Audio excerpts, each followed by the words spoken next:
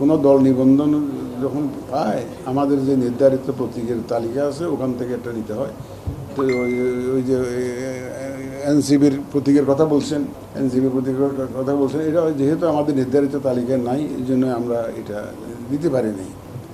এখন এই জন্য দিতে পারি যেহেতু আমাদের তালিকাভুক্ত নয়, এই জন্য আমরা দেই নেই। এটা নিয়ে কি আর কোনো না, বিধান হলো যে আমাদের যে তালিকাভুক্ত প্রতিজ্ঞা আছে ওখান থেকে নিতে হয়। এই এখন পর্যন্ত তালিকার বাইরে আমরা কেউ দেইনি। অসুবিধা তো নাই, অসুবিধা তো নাই। না, এই নির্বাচন কমিশন যে কোনো সময় প্রয়োজনে প্রতীকের সংখ্যা বাড়াইতে পারে, কমাইতে পারে। এটা আমাদের এটা 115টা তো ছিল না, 115টাতে আমরা করেছি, পরে করেছি। কারণ এখন হয়েছে কি আমরা লোকাল গভর্নমেন্ট আর ন্যাশনাল গভর্নমেন্ট ইলেকশন এক করে ফেলেছি প্রতীকের লিস্টটা। তার জন্য আমাদের প্রতীকের সংখ্যা অনেক বেড়ে গেছে। সাপলাতে সেটা অফ হ্যান্ড কোনো জবাব আমি দিতে চাই না, যে এটা কমিশন নেওয়ার মতো এটা ইনক্লুড করার জন্য কোনো সিদ্ধান্ত নেয় নাই।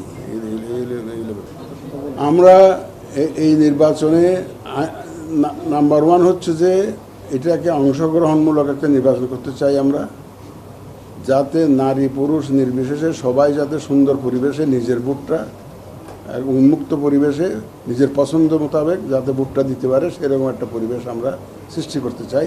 আমাদের যে কর্মকর্তারা যারা উপস্থিত আছেন বিভিন্ন এজেন্সির, ওনারা আমাকে এশিওর করেছেন ওনারা সর্বশক্তি দিয়ে সেই ধরনের একটা পরিবেশ সৃষ্টির চেষ্টা করবেন। এবং এই যে আইনশৃঙ্খলা পরিস্থিতি বলেন, এই যে সেখানে যারা দায়িত্ব পালন করবেন সেটা করবেন। তারপরে যে আমাদের যে একটু রিস্কি সেন্টার যেগুলো থাকবে এগুলো একটা স্পেশাল অ্যাটেনশন দেওয়া, একটা থ্রেট অ্যাসেসমেন্ট করে যেগুলো ঝুঁকি, অতি ঝুঁকি আছে এরকম যেগুলো আছে সেগুলো একটা অ্যাটেনশন দেওয়া, এগুলো করব। অবৈধ অস্ত্র উদ্ধারের বিষয়টা থাকে, এই একজন তো প্রশ্ন করেছেন, এই যে অবৈধ অস্ত্র অনেক রয়ে গেছে বলা হচ্ছে। এটা দেখেন, অস্ত্র উদ্ধারের বিষয়টা কিন্তু এটা ইজ এ কন্টিনিউয়াস প্রসেস। এটা এমন না যে বুট আসছে একদিনে এসে অস্ত্র উদ্ধার করে ফেললাম, এমন না, কিন্তু ইটস এ কন্টিনিউয়াস প্রসেস। আমাদের সিএমপি কমিশনের মধ্যে বললেন যে গত বৃহস্পতিবার না কোন দিন, বৃহস্পতিবার বেশ কয়েকটা অস্ত্র ওনারা উদ্ধার করেছেন। তো এখন এই অস্ত্র উদ্ধার এই যে প্রক্রিয়াটা, এটা ইটস এ কন্টিনিউয়াস প্রসেস এবং এটা চলতে থাকবে, বুট পর্যন্ত চলতে থাকবে। এবং ইন দ্য প্রসেস যাতে এই ধরনের অবৈধ অস্ত্র ব্যবহার হতে না পারে ইলেকশনের সময়, সেই লক্ষ্যে আইনশৃঙ্খলা বাহিনী কাজ করে যাচ্ছে। এইটা এখন আমি তো বক্তব্য শুনি নাই, বা উনি কোন কনটেক্সটে বলছেন অনেক সময় আমি তো বুঝতে পারিনি। তবে ওই এনসিপির বিষয়টা দেখেন, একটা জিনিস চিন্তা করতে হবে, এটা আমার ফিলিংস, যেটা আমি আরও বেশ কয়েকবার বলেছি, এটা যারা এনসিপিতে নেতৃত্বে আছেন এখন, আমরা দেখি আর কি, বাহ্যত যারাদের দেখি বা আমাদের সাথে যারা মিটিং করতে আসেন, তারা কিন্তু 2024-এর আন্দোলনে অ্যাক্টিভলি পার্টিসিপেট করে ইনভলভ ছিলেন এমন লোকজনই কিন্তু এই দলটা নেতৃত্ব দিন, এবং তারা গণতন্ত্রায়নের পথে নিজেরা বাধা সৃষ্টি করবেন, এইটা আমি মনে করি না।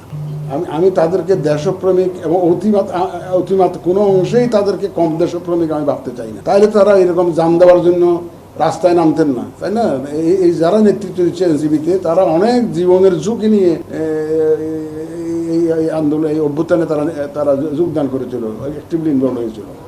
সুতরাং তারাও দেশের মঙ্গল চান, তারাও দেশের ভালো চান, তারাও দেশের গণতন্ত্র চান।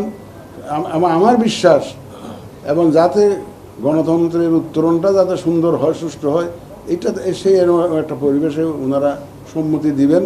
এবং আমাদের দেশে ওইরকম রাজনৈতিক সংকট বিভিন্ন সময় হয়। ওই রাজনীতিবিদদের একটা সুবিধা আছে কি, তারা there is no last word in politics একটা বলে ওটা পজিশনটা চেঞ্জ করতে পারে, যেটা আমরা পারি না। আমাদের তো আইন কানুন মেনে অনেক কিছু করতে হয়, অনেক সীমাবদ্ধতা আছে, কিন্তু ওনারা শাস্ত্রে আছে there is no last word in politics. তো সুতরাং এটা ওরা বলতে পারে, কিন্তু ওনারা, আমি তাদেরকে দেশপ্রেমিক হিসাবেই জানি, দেশের মঙ্গল কামনাকারী হিসাবে জানি, এবং তারা দেখবেন যে তারা আমাদের সীমাবদ্ধতা সম্পর্কে ফুললি অ্যাওয়্যার, এবং দেখবেন যে একটা অবস্থানে আসবেন, তাতে আমি মনে করি না NCP will B A problem for transition two democracy. তারা একটা নিজেদেরকে গণতন্ত্রায়নের পথে বাঁধা হিসাবে আসবেন এমন আমি মনে করি না, অন্তত এনসিপিকে আমি মনে করি না এইরকম একটা নিজের জীবন বাজি রেখে এই যে অভ্যুত্থানে যারা জড়িত ছিল তারা এই ধরনের কাজ করবেন বলে আমি বিশ্বাস করি না।